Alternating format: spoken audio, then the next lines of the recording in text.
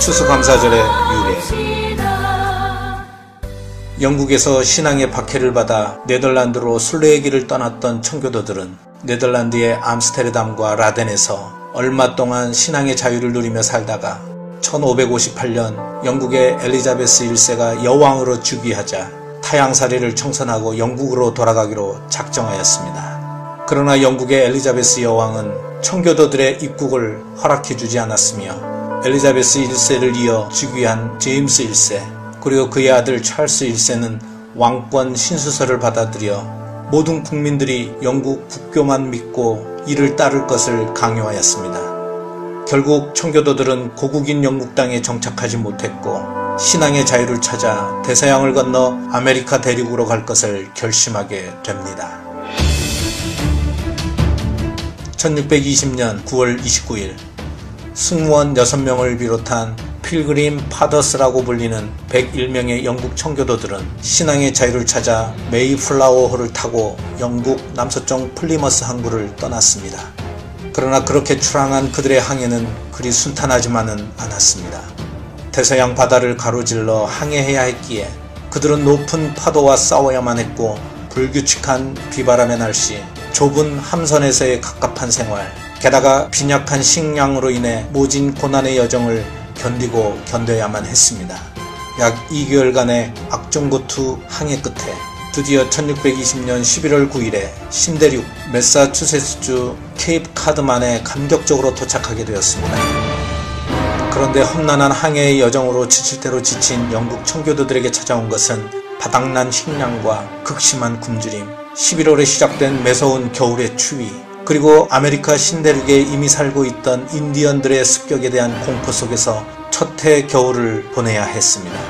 혹독한 겨울 동안 굶주려야 했고 인디언의 습격을 받아야 했고 괴혈병, 폐렴 등 질병에 걸리고 이듬해 봄이 오기 전까지 하루에 2~3명씩 거의 절반이 죽어나가는 비극의 겨울을 인내해야만 했습니다. 그러나 청교도들은 그럼에도 불구하고 하나님의 축복을 받고 있다는 믿음과 신앙의 자유를 찾아서 떠나온 의지와 일념으로 윌리엄 브래드포드의 리더십하에 현재의 보스턴 근방에 자신들이 떠나왔던 영국의 플리머스를 기념하면서 플리머스라 이름을 짓고 황무지 땅을 열심히 개척하였습니다.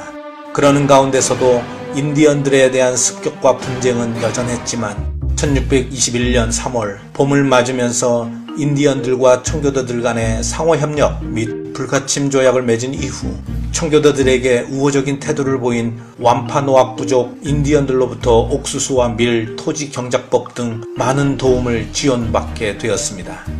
바닥난 식량으로 인해 일주일에 3일씩 어쩔 수 없이 금식을 하면서 굶주린 배를 움켜쥐어야 했을 때에는 인디언들이 짐승들을 잡아다 주는 덕분에 겨우 굶주림을 면하면서 버텨 나갈 수 있었습니다.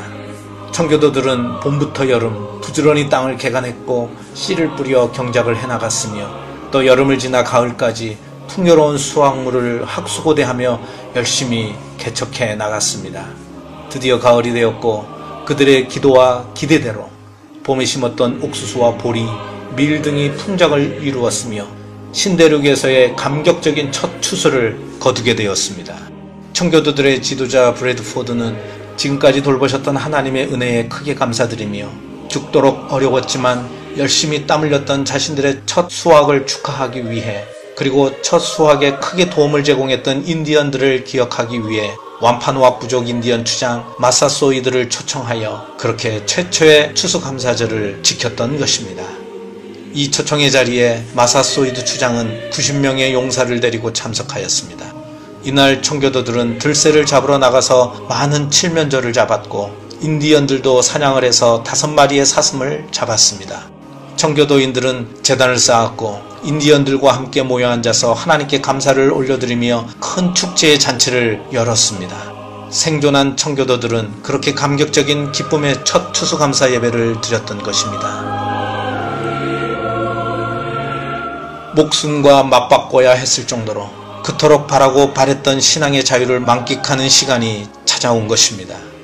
1621년 11월 마지막 목요일이었습니다. 이것이 유래가 되어 오늘날의 추수감사절이 탄생되었던 것입니다. 그리고 이런 이유로 미국의 추수감사절에는 칠면조 요리를 먹는 전통이 생긴 것입니다. 이 관습은 서서히 다른 지역으로 퍼져 나가기 시작하였습니다. 그러다가 추수감사절을 지키는 관습이 점차 확고한 기반을 갖게 되었고, 미국의 초대 대통령이었던 조지 워싱턴이 1795년 1월 1일 감사절과 기도의 날을 선포하였습니다.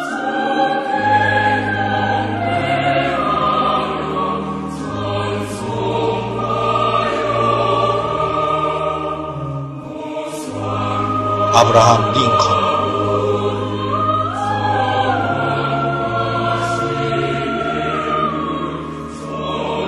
프랭클린 델로노 루즈벨트,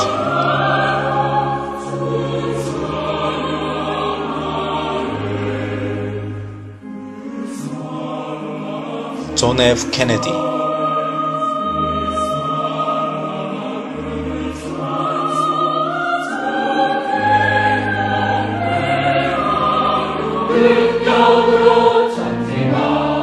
신앙의 자유를 찾아 신대륙으로 향했던 영국 청교도들의 결연한 믿음의 의지, 험난한 항해 끝에 당도한 신대륙에서의 시련과 역경, 그럼에도 불구하고 포기하지 않았던 하나님을 향한 그들의 신앙, 척박하고 황폐한 상황 속에서 풍성히 얻게 하신 창조주 하나님의 섭리, 지금 누리는 풍요로운 수확의 기쁨, 그리고 감사의 축제.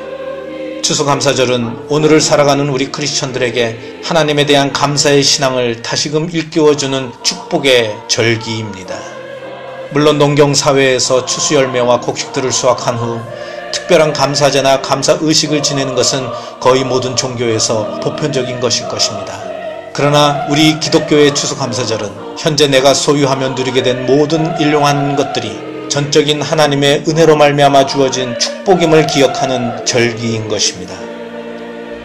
도시고 농촌이고 항상 불안함과 긴장감 속에서 분주한 우리들의 생활 시간표이지만 우리는 1년 365일 하루하루가 감사함으로 살아가야 하고 또 그렇게 살아내어야 할 날들입니다. 그 와중에 특별히 추수감사절만큼은 우리의 온 마음과 온 뜻과 온 정성을 다해 감격적인 감사의 예배로 디자인해야 할 것입니다.